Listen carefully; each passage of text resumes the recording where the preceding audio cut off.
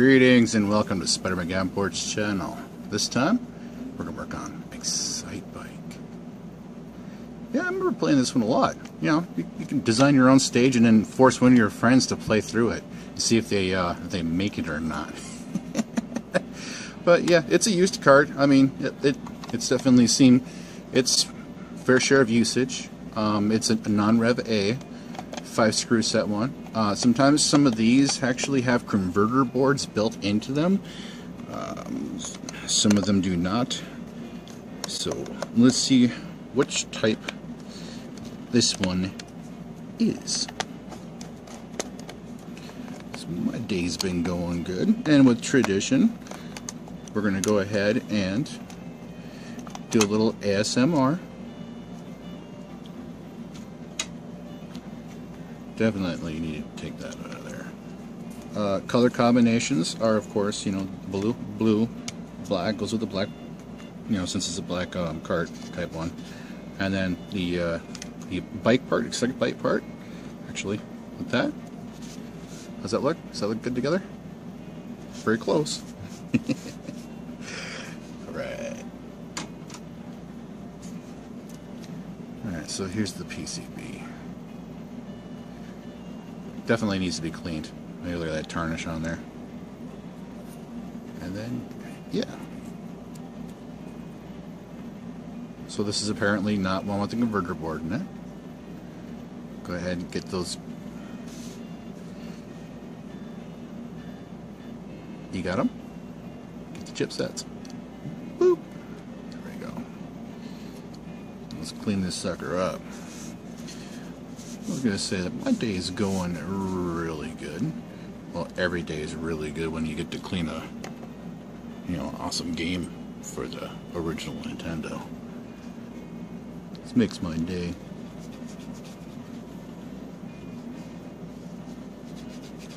These are going to shine up nicely. It looks like they might even make a mirror polish on them. I'll be careful. Be sure that I get it right this time.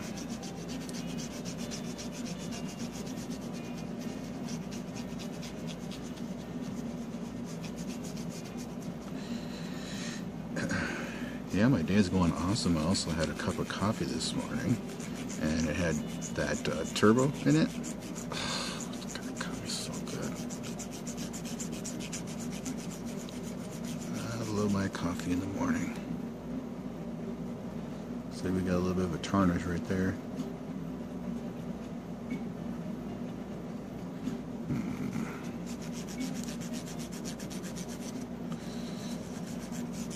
I was thinking that it may have actually had some rust up and underneath the solder mask there.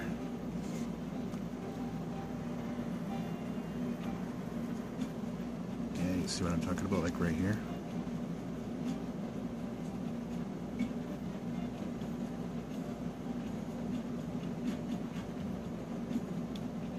Yeah, you see the rust underneath it?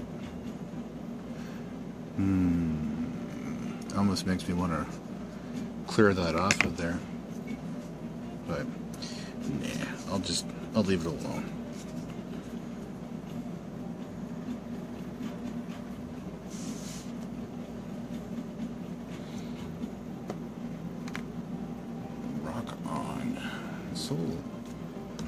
Sorry about that.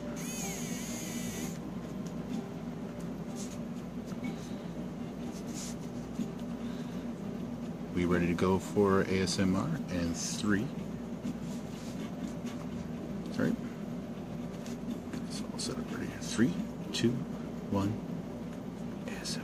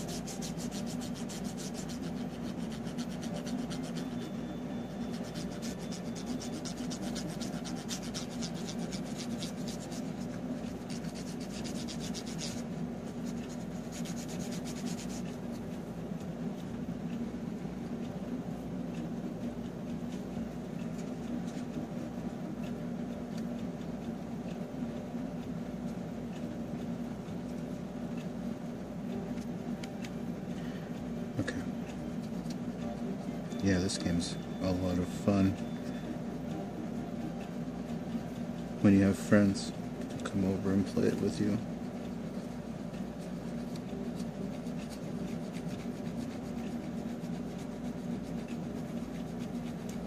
I remember making one stage set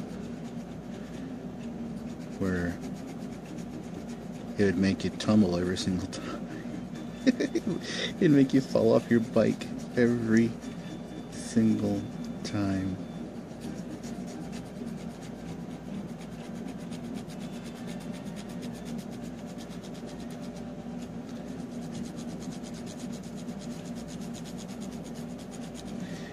And numerous stages where your bike would overheat every time you try to get through it too.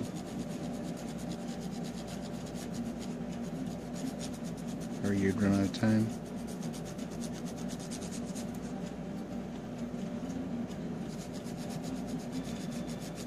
Oh yeah, this is gonna shine up really, really nice.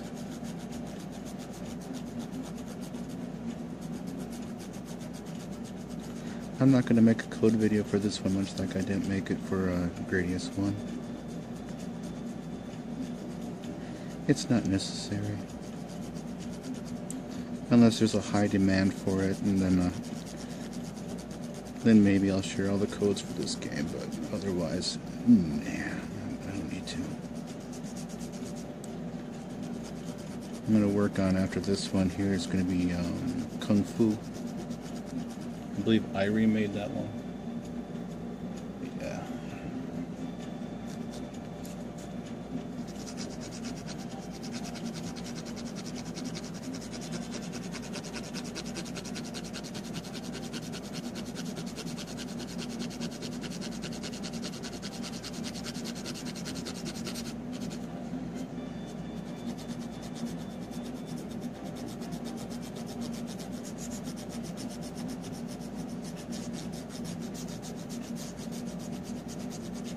What a huge difference this makes, getting all this tarnish off of here, making it shine again. It's so satisfying.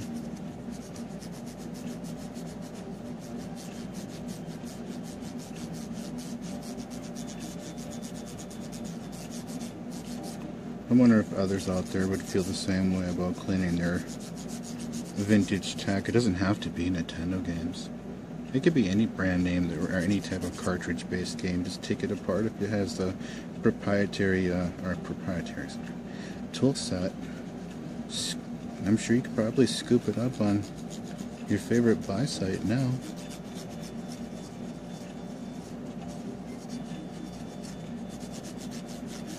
This is what I chose because this is what I grew up mainly with. And then I had, of course, Game Boy after this. Then the Super Nintendo came around and we had that right away. Not many games for the Super Nintendo, as the games went up steeply in price. They weren't, I would say, available. Not necessarily affordable, just availability. I mean, every single brick and mortar store around here had the, I just gotta say, the stereotypical, the same games.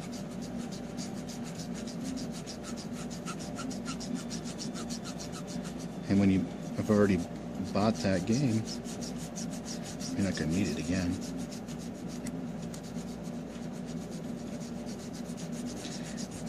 And I call that shelf filler.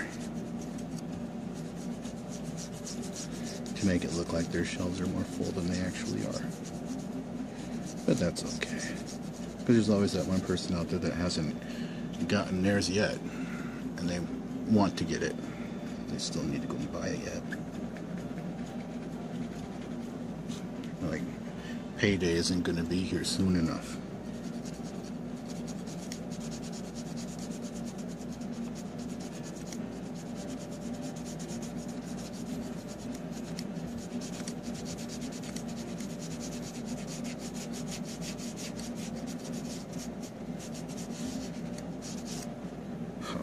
This is going to be a beautiful looking cart.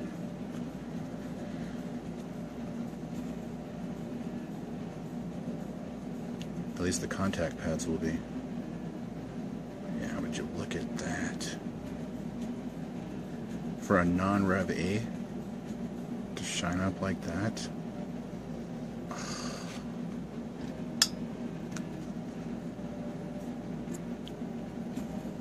Couldn't ask for a better outcome. That's a huge contrast difference. You know, even color combination wise. Let's see here now.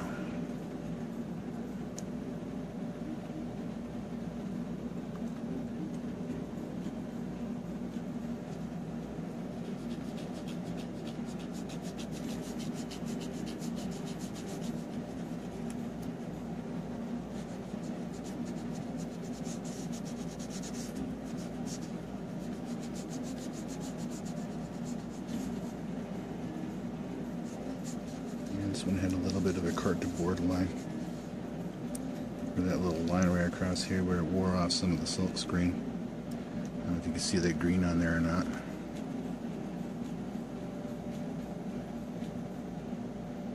See that green? Yeah, it's a little silk screen that came off with it. That's why we take it apart, in case it needed some conformal coatings over it.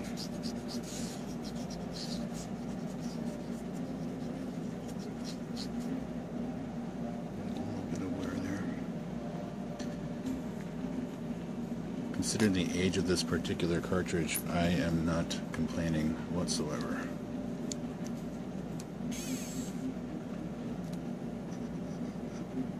Interesting.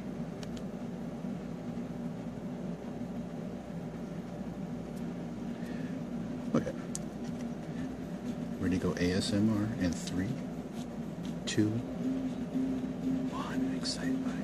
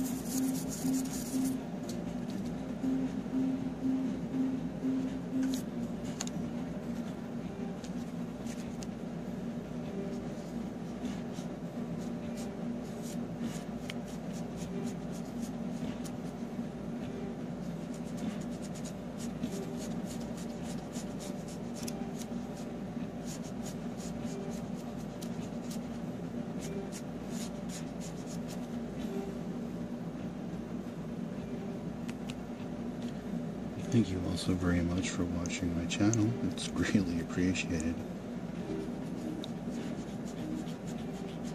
I really enjoy reading the comments. It helps make all this worthwhile.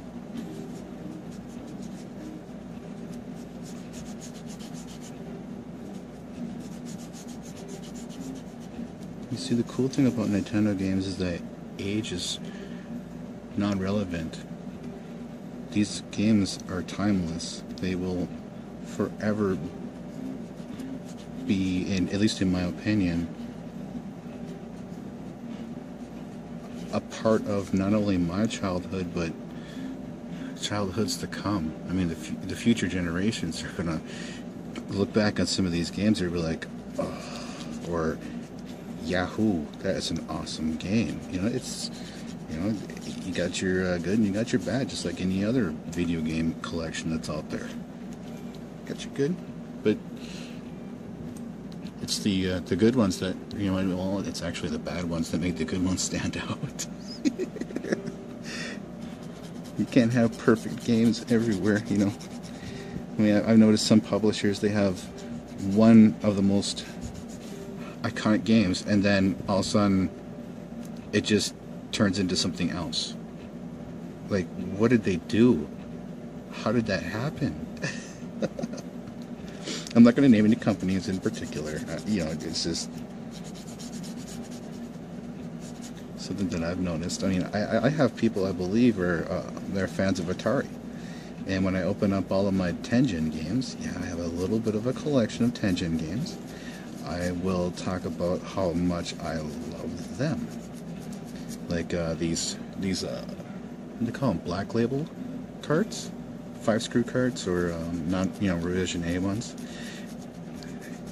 This collection, I mean, there's quite a few. I don't remember exactly. I think it's over 30 plus, like 34, somewhere around there. But don't quote me on that. There's other channels for that. They've done a really extensive amount of research on these things, and the kind of research that I'm not willing to do at the moment. I'm more so focused on just cleaning these carts and talking about my experience with them back in the day. Because I remember playing this one at a friend's house. True story. We put in Excite Bike, and he pulled out a strange controller that I've never seen before. Because, you know, it was the NES Advantage, and he was like, "This game is awesome with the NES Advantage." And I was like, okay, let's see what it's like. And sure enough, with the actual analog stick, it seemed like it was more authentic to the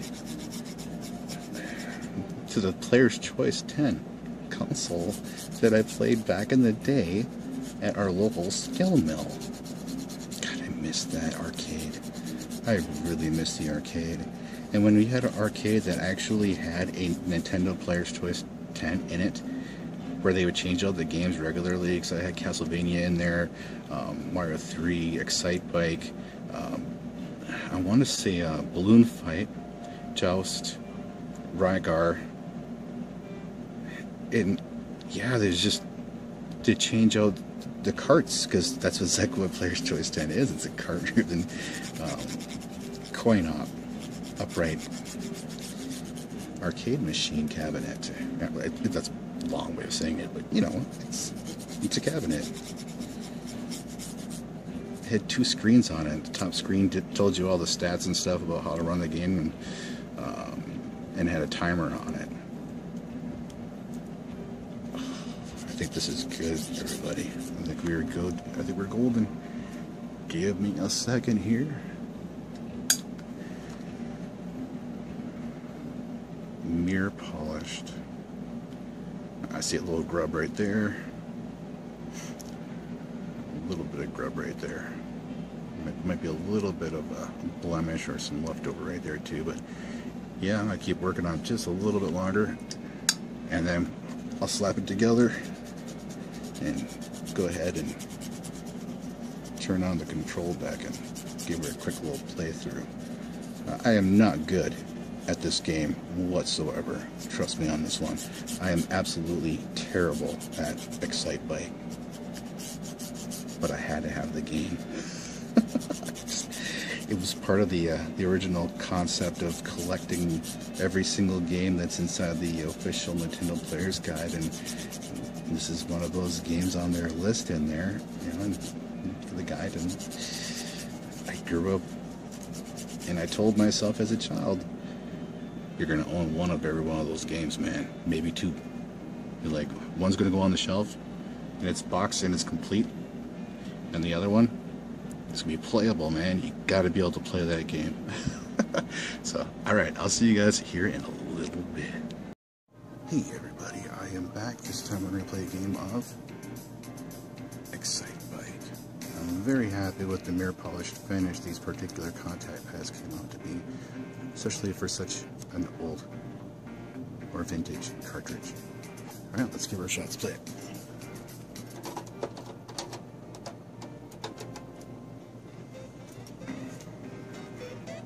You know, out of all the games that I own, this would have probably the only ones that I would need to set my TV to a different setting. This is what it looks like with the overscan. The scan lines that I was referring to on the sides right here and over there. And when I set it to wide, you see you see a little bit of it, which is going to be typical. And then I can zoom it in or I can stretch it, and having it on stretch is probably the best looking. So.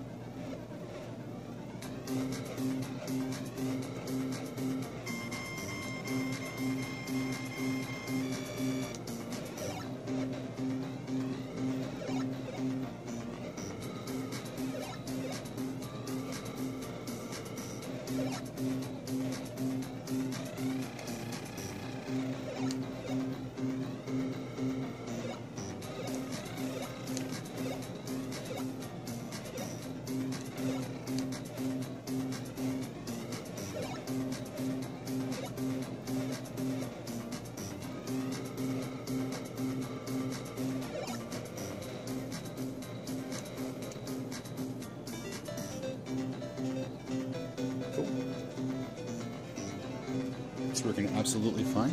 Thank you also very much for watching. Have yourselves a wonderful evening, night or day, afternoon, whatever time it is that you're watching this. Thank you so very much and take care. Happy gaming.